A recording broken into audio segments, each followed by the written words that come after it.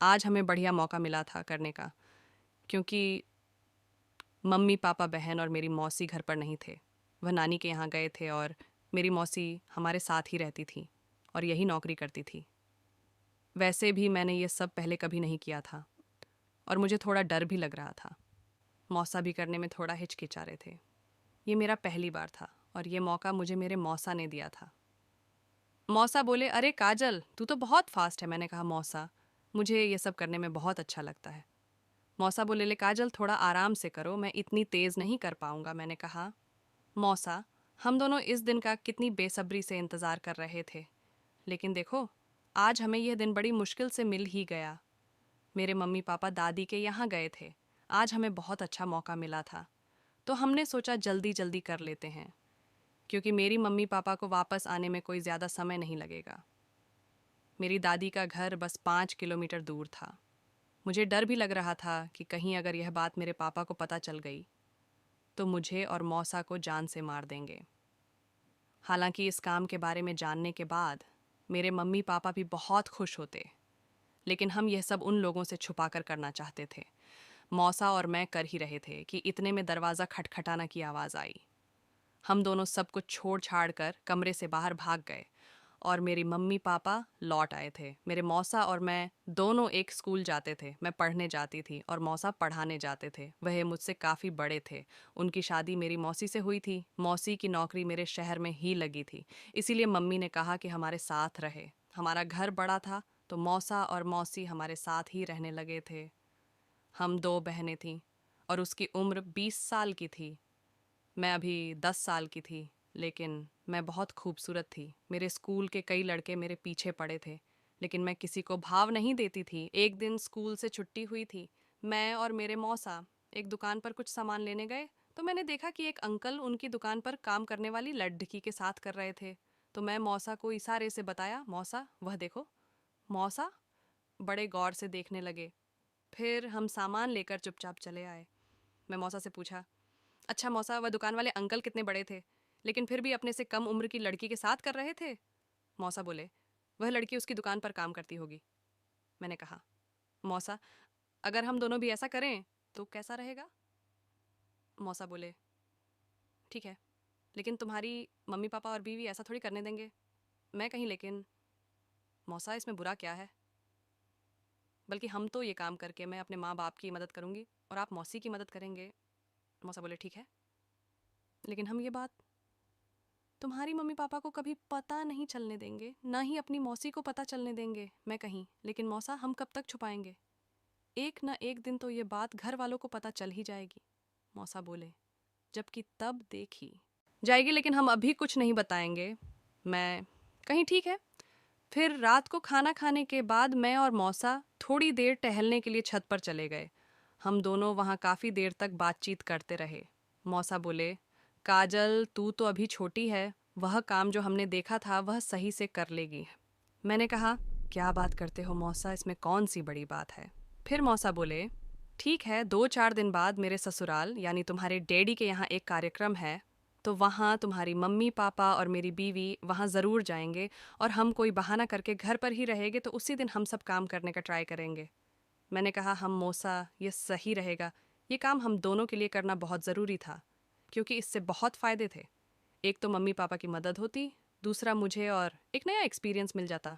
सुबह हम सबसे पहले स्कूल जाते थे, उसके बाद जब वापस आते तभी उस काम के बारे में सोचते थे, क्योंकि हमारी पढ़ाई भी बहुत ज़रूरी थी। एक दिन शाम को सब लोग बैठकर खाना खा रहे थे, तो हमने देखा पापा का चेहरा गिरा हुआ था।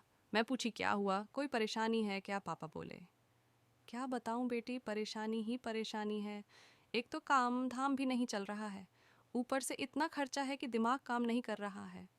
मम्मी बोली, अब तेरी बहन की शादी के लिए रिश्ते भी देखते हैं और हमारे पास तो पैसे की बहुत दिक्कत है।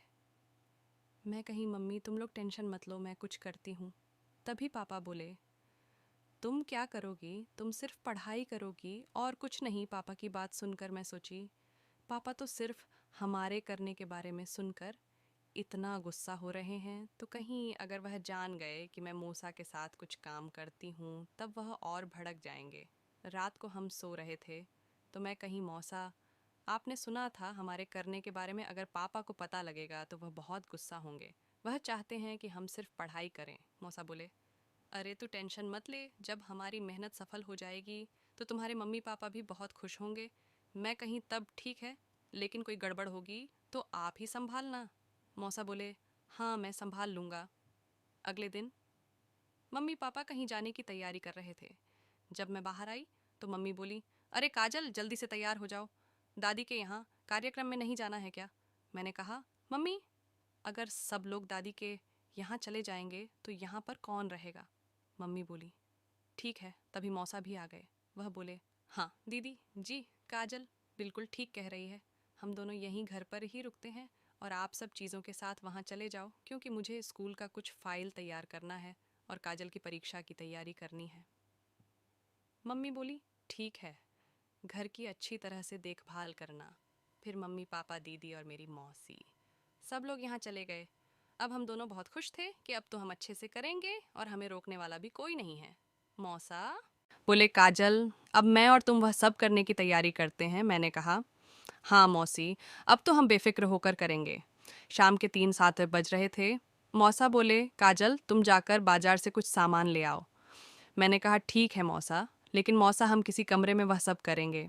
मौसा बोले, वह सब करने के लिए पीछे वाला कमरा सही रहेगा। फिर मैं झूला लिया और मौसा ने जो सामान मंगाया था वह लेने चली गई। कुछ देर बाद मैं सामान लेकर आ गई। मौसा ने मुझे बुलाया और कहने लगे, देखो काजल, मैं पीछे का कमरा तैयार कर दिया, तुम सारा सामान लेकर आ गई। मैं कहीं, मौसा सारा सामान तो मिल गया है, लेकिन वह चीज़ नहीं मिला। तो मौसा बोले, कौन सी चीज़ नहीं मिला? मैंने कहा, मौसा आपने 2 सांचे मंगवाए थे मगर एक ही सांचा मिला है। तो मौसा बोले, कोई बात नहीं, आज हम इसी साइज़ का तैयार करते हैं, दूसरी साइज़ का सांचा कल तुम ले आना। मैं मौसा के साथ सारा सामान कमरे में ले गई और अंदर से कुंडी बंद कर ली। फिर हम दोनों शुरू हो गए। मैं बहुत तेज़ तेज़ कर रही थी। मौसा बोले, अरे थोड़ा आराम से करो, कहीं कुछ गड़बड़ ना हो जाए। मैंने कहा, मौसा कुछ गड़बड़ नहीं होगा। उस दिन जब दुकान पर वह अंकल उस लड़की के साथ कर रहे थे तो मैं बड़े गौर से देखी थी। हमने करीब 2 घंटे तक मिलकर कर दिया।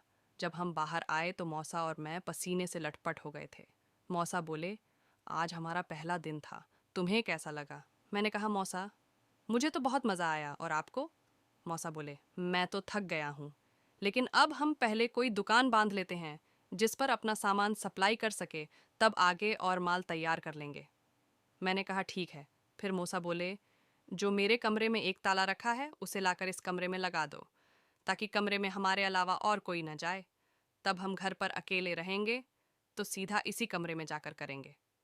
मैं मार्केट में गई और एक दुकानदार से बात की। मैंने उसे बताया कि अंकल, हम दोनों खिलौने बनाते हैं और हम चाहते हैं कि आप हमसे माल खरीदें।